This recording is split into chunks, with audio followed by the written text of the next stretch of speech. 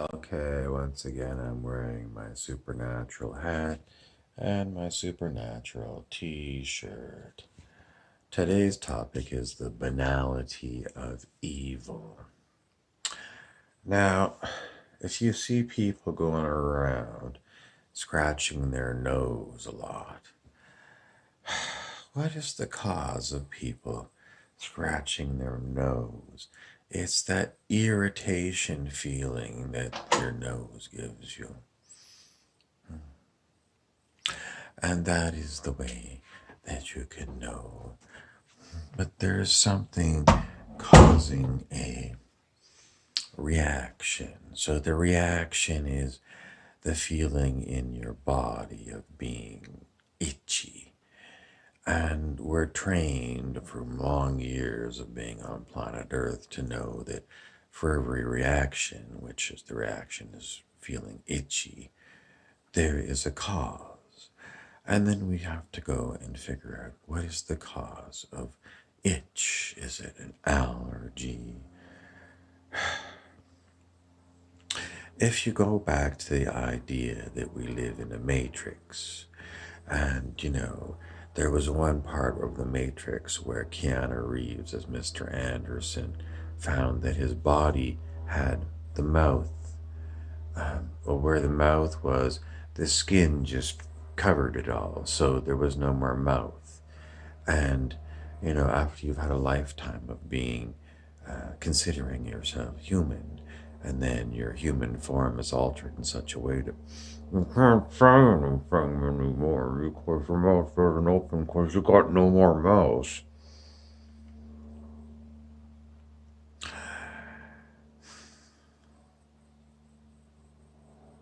This is the nature of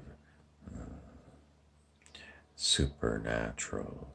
When you're, conditioned to believe that everything is natural, and then things happen that are against all known laws of physics, unless you go into something odd like the metaphysics of one pointedness focus of mind.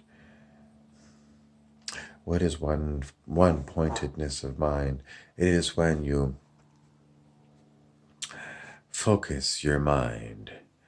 There's stories in Autobiography of a Yogi by Paramahansa Yogananda, where some of these people in India spend their whole lifetime doing stupid things. Like sometimes you see it. Oh, there was an old TV show, whatever it was, and they would show somebody from India who hadn't cut their fingernails in 50 years. Or the other one is some of these ones that they'll do this. They'll stick their arm up in the air like this, and they'll do it for years and years and years and years and years and years. Can you imagine? This is what you do. You have your arm stuck up like this, and it never goes down. Never goes down. It stays up like this in a fixed position, and it's like that for years. And these people walk around like this for years and years and years and years and years. Some of the weird things that, you see on camera. The point of the matter is, people in search of meaning will do anything to get. Is it attention seeking, or is it because they heard about it previously? Somebody else in, 1365. The year 1365, someone did this, and it was written in some diary somewhere, and someone read it, and, somebody heard it in modern day and said, let's do that. And hold my hand up forever. Now, anybody that's got a hand like mine, I can't do it.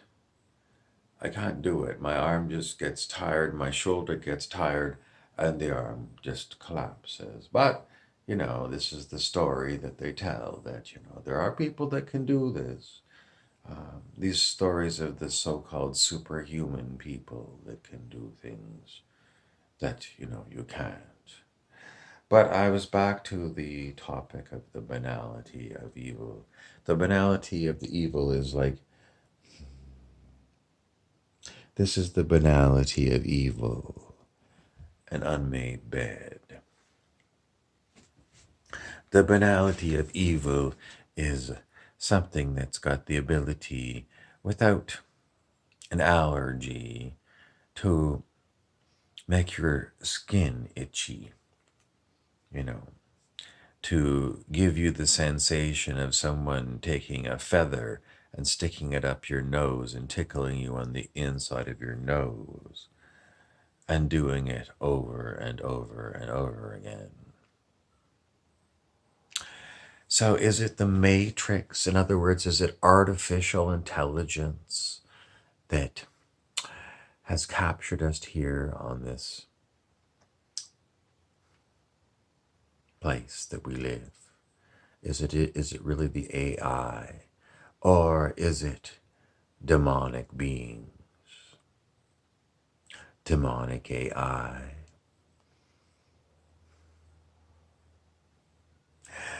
The beasties that like to talk to me. Stupidest things. In the end, things like AI that just automatically make your skin itch and talk to you inside your head. And then sometimes it seems like the voice is coming from, I don't know, within your chest. A voice is coming to you from within your chest. Logic says there's no voice in your chest. It is something, some demented person studied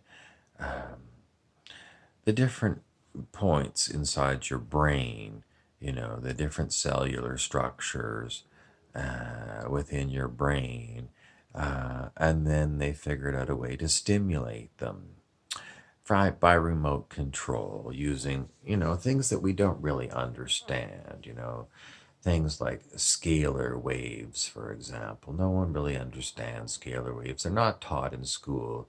Instead of being transverse waves, they're longitudinal waves. I mean, that when you look it up on Google, that's what you get, and it's not clarified. Other ideas are maybe they use some kind of a laser or a magnetic laser in order to stimulate your brain by remote control. The ideas, Philip K. Dick was very good. Why? Because he was most likely exposed to this kind of stuff. Is it technology or cities or just insidiousness? But if you've read Philip K. Dick, there's so many of his things that are so weird for our society because they're not far-fetched at all. If you haven't read Philip K. Dick, then I'm sure you've seen many of the movies based upon his weird sci-fi novels. Blade Runner, A Scanner Darkly. What is it like when you can't, the word you want is what we used to call on the tip of your tongue. It's not on the tip of your tongue. It's just like, you know that there's more Philip K. Dick movies and your brain doesn't produce them for you. And then you finally come to the conclusion that if you even have a brain, it's mind controlled. What does mind controlled mean? It means, if there was a physical brain, that developed, and became a mammalian brain and then a human brain, but it was still primitive in that it could be influenced by technology. So, my skin itches because there's a technology, maybe it's a microwave technology. I mean, there's a million different words for things, that we consider technological that could, by remote control, make a human physicality feel tortured because, the voice that's in your projected into your chest area, because in your brain's got a sensation of spatiality, and if they play with the right combination, the voice that they project into you sounds like it's right in here. And then maybe what they'll do is they'll play with your reflexes in your spine, and you'll find that you're convulsing involuntarily. This, it's like if you've been watching, well, the most famous device was on television. It was called Dr. Ho. It was a Chinese doctor who put, well, for home use, you get these little stick on electrodes and a little battery operated machine that sends electrical pulses to the electrodes. And you're supposed to put it on your muscles, your sore muscles, and it's going to go. Well, that's if you just use the, very primitive thing that you can buy at, I don't know, wherever you're living, at the drugstore. They have these things. Does it help your sore muscles? Not really. It's more of a novelty item. But the point is that you don't need these things, because at the level of technology that our militaries are at, because they've had these enormous trillion-dollar budgets, black and open secret, they've developed these technologies, and without any real enemies, they turn them on the people that they were supposed to be sworn to defend, because they got to use them. And, the idea is, if you're a military person, if we go back to the book Games People Play Beyond the Drug Experience by Robert DeRopp, an old book from probably the mid 1960s, so it's not a new idea. Dr. DeRopp broke down the games that people play. In other words, the ego games, because people are always considered to be having an ego from psychology. And he had the different kinds of games. The lowest games, one of the lowest games is called the Moloch game, which is named after the Semitic god Moloch, who was very famous for being modeled at Bohemian Grove in California, where all the politicians and Illuminati go to bum around.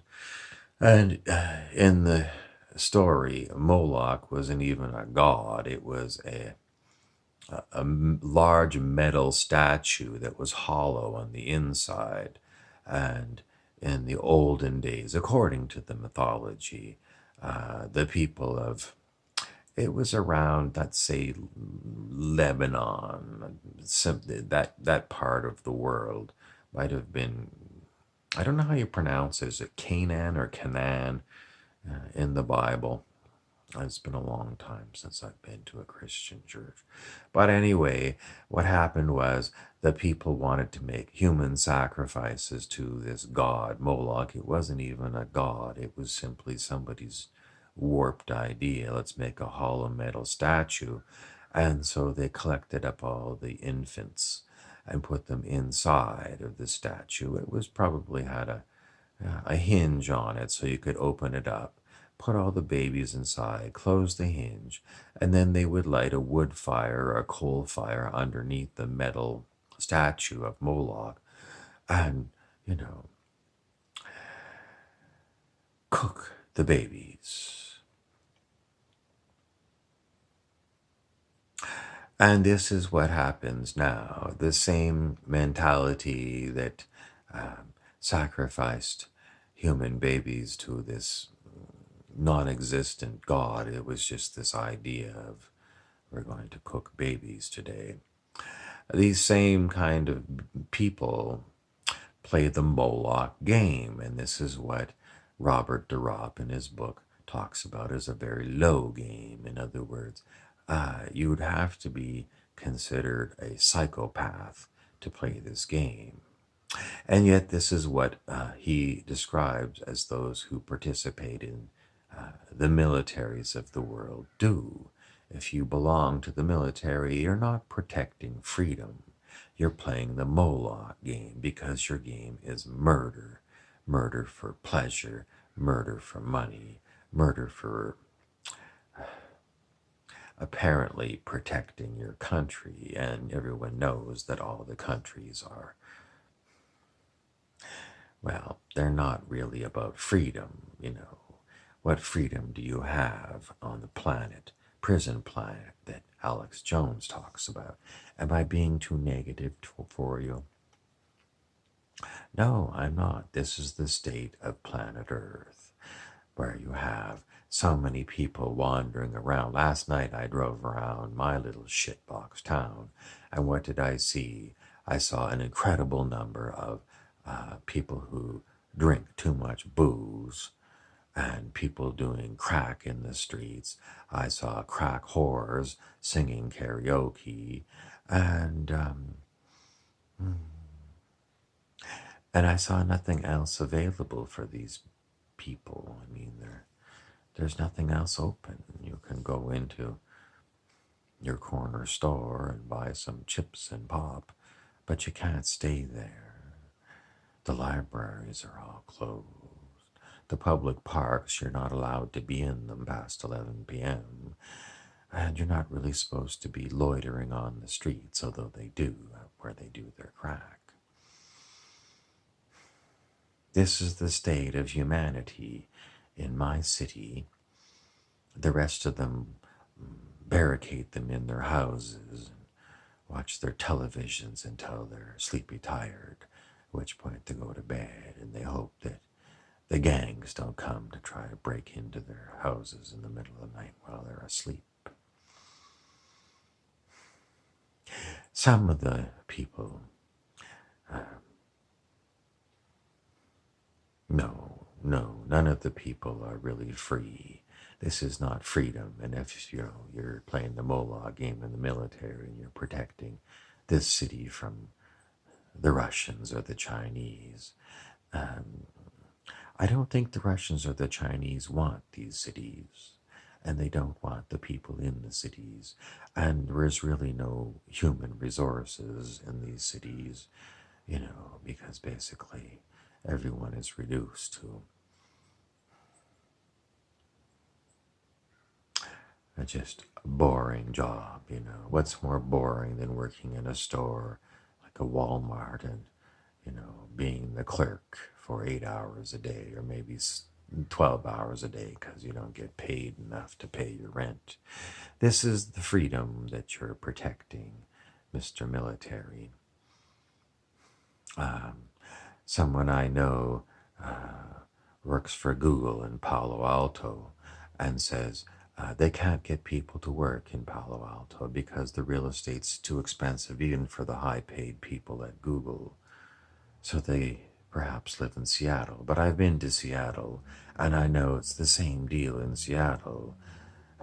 Even if you've got a very good tech job in Seattle, you can't afford Seattle. So if this is the best that America has to offer its brightest minds, it's not worth defending. It's garbage.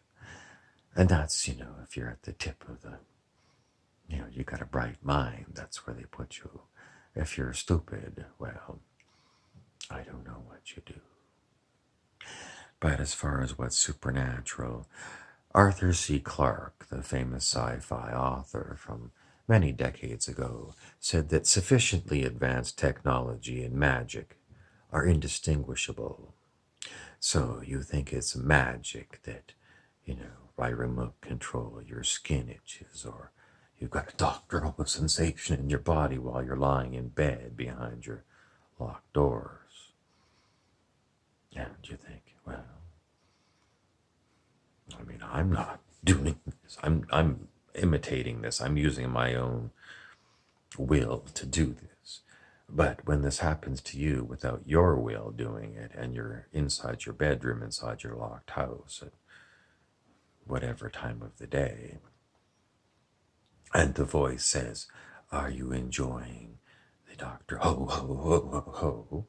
And the voice sounds like Chief Wiggum of, Chief Wiggum of The Simpsons. That's the voice that you hear. And, you hear the voice which is being projected by technological methods to appear that it's coming from here inside your chest. And, Chief Wiggum is doing this to your body. And it happens to you all day, not just in your house, but while you're driving around town or you're at your friend's house all the time. And you're wondering, geez, this is awfully advanced technology. And, you kind of start doing your research using Google. And you find in the back pages of the internet that these kind of things were patented decades and decades ago. And then, when you read Philip K. Dick and his idea that there was a satellite that was talking to him in Valis. And then when you watch the old 1960s show Star Trek, the original, and you see the first few episodes of the original Star Trek, where they talk about either beings that have got superpowers naturally. Charlie X, for example, a boy who had the ability to make other people disappear. The same kind of thing was available in other TV shows of the era. In I Dream of Jeannie, the genie could do these kind of things, or in Bewitched, the witches could do these kind of things. These weren't considered technological feats. These were just people who had these special gifts. And then when you go back to Yogananda's autobiography of a yogi, you learn that these gifts are well known in ancient India. And, even Yogananda lived in, I think he was popular, I suppose, in the United States between the 1930s, and I'm not sure when he died. Maybe it was 1955 or something. But there's these kind of things Yogananda writes about because he witnessed them in his life in India. People that had these kind of superpowers. There was the story of the man who was so strong he wrestled a real tiger in a cage. Have you been to a zoo and seen a real tiger? Have you seen the Life of Pi movie? No human can wrestle a tiger. No human can do it. And yet he writes about it, and you think, well, it's fictional. The human potential movement, wrestling a tiger. Anyways, all I want to put out to you is that in Star Trek, one of the very first episodes, it wasn't even about space. It was about a human boy who developed superpowers. And then there was another episode that was around the same time at the beginning of Star Trek, again about people with superpowers. A member of the crew of the Enterprise developed superpowers, and then he, with his godlike powers, he decided to control all the people on the Enterprise. And this was used time and again. They recycled this script idea of beings that had superpowers and could control regular humans. Mind control, basically. But sometimes, they could blink and make people, the mouth disappear, just like in The Matrix. The Matrix copied that. It was used in Star Trek. One moment someone's got a mouth, next moment it's not a mouth sewn shut, it's just skin that goes from the bottom of your nose to your chin with no opening at all. And they used that in Star Trek. So Star Trek was a lot about beings that had these special powers. And then it was also about regular humans who developed technology that did the same thing. So, the starship visited a planet that was, there was only one place on the planet that was habitable. It had a dome on a planet like Venus that was a poisonous atmosphere, but they put a dome down, and they put the crazies in the dome, and then there was technologies that were supposed to help cure the crazies, but really what they were instruments of torture, and Captain Kirk got to experience it. Strangely, the actor that played the one that was inflicting the torture on Captain Kirk, he was also seen in the TV show BarneyMiller, and he played the character of Inspector Luger. So, besides having a voice and personality projected into my consciousness of Chief Wiggum of The Simpsons, I also had the Inspector Luger character personality projected into my consciousness by these either technological means or superpower means. Supernatural. Supernatural. Supernatural. In the end, though, the banality of evil is that there's not much creativity in evil. It's basically our everyday humdrum lives, which are just as evil to the human spirit as any of these technological torture devices. So why are people completely drunk every night at the bar or doing crack in the streets?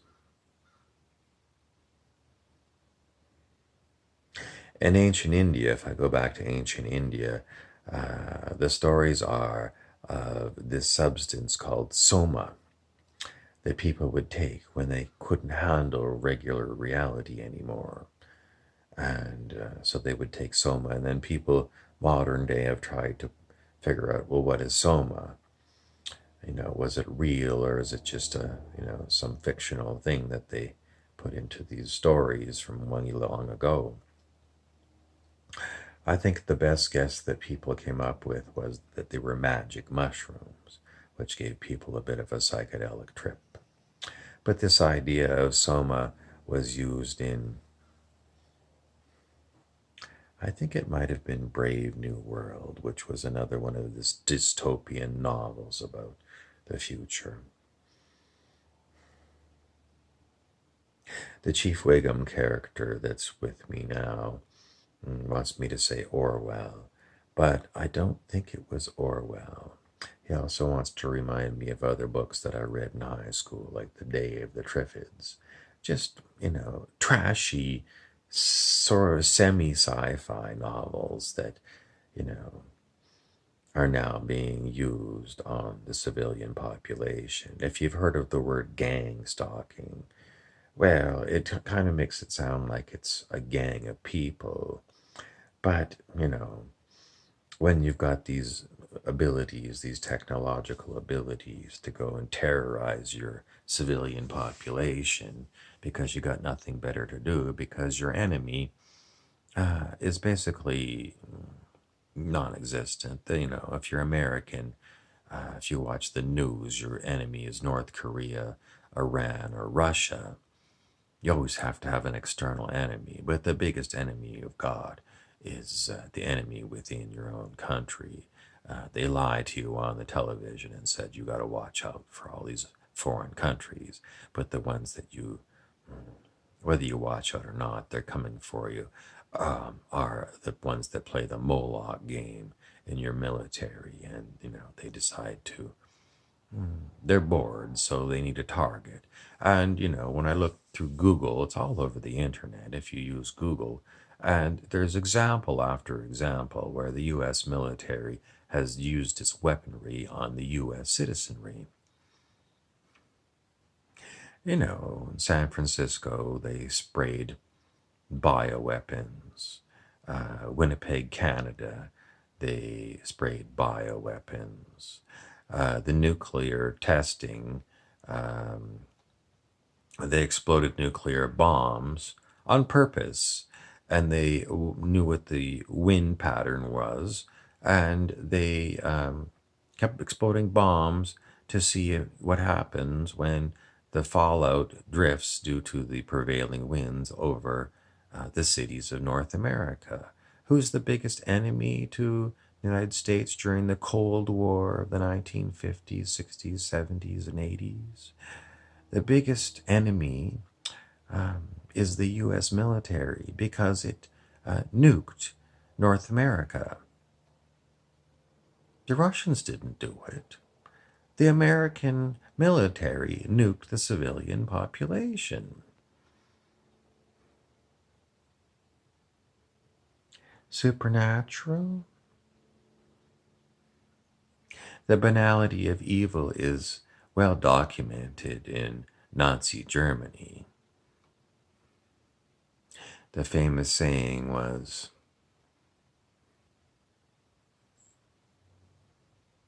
well, I can't remember. It was something about the banality.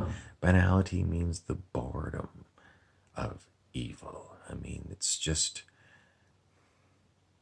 find something really dull, inflict it on another person, and repeat over and over and over again. There's nothing really interesting in it. It's mean even if you're a horror movie aficionado, you get to the point where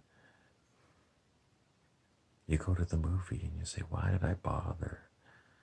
It's boring. It's all been done before. You know, the special effects in the old days were made with, like plastics and vinyls overlaid over human bodies. Modern day special effects are the CGI, computer generated animation.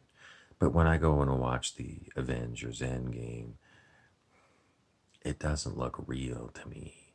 The characters are all banal. In other words, God, I wouldn't spend any time with any of the characters in the Avengers. And they say that this is the highest grossing movie of all time. I did pay to go see it because I was bored. But good God, if this is the state of creativity in Hollywood, then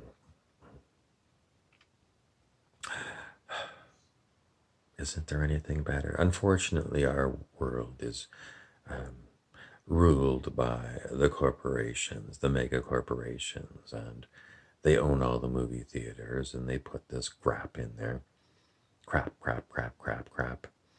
So you can watch it there, or you can watch the crap on Netflix or YouTube. It's all crap. Is there anything creative at all left in the world?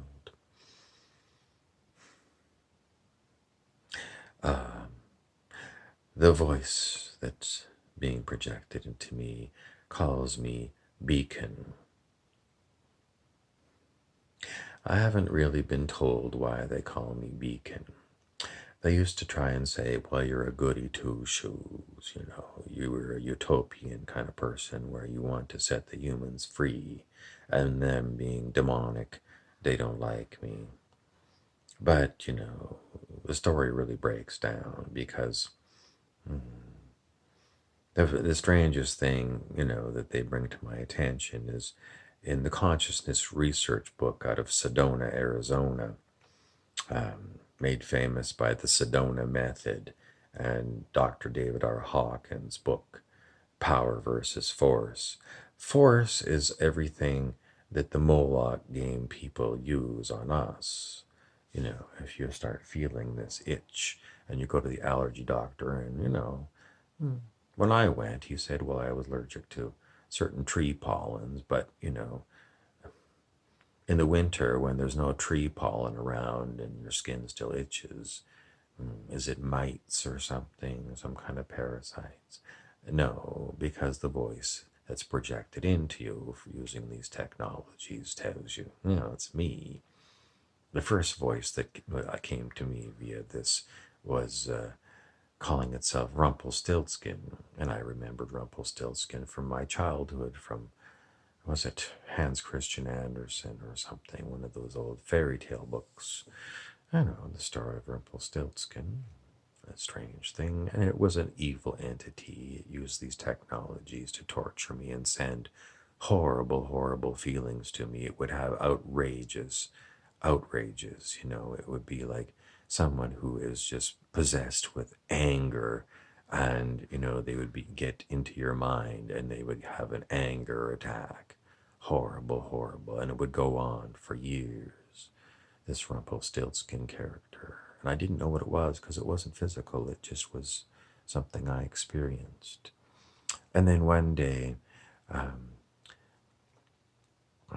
I can't remember if it told me or I just came across it, but I learned that there was a TV show called Once Upon a Time where the main evil thing was a character called Rumpelstiltskin, played by the actor Robert Carlyle. And then it started to make sense. They took this Rumpelstiltskin character from this TV show and then they ran it through their technological ways of imprinting your consciousness with a horrible being. And that's what Rumpelstiltskin was. And then, a continuous series of other horrible characters that they project into your consciousness. Supernatural. And, it's not supernatural. I don't know. Even the story of Jesus, what good is Jesus really? It's all about him dealing with Satan and the demons that he threw into the pigs and raising the dead and things. It's kind of strange that the fundamentalist Christians say don't use a Ouija board because it's the occult, and it'll lead you down the road of sorcery. But who was the greatest sorcerer in their book? Jesus. He raised the dead. In the occult and sorcery, this is known as necromancy. So Jesus was a necromancer.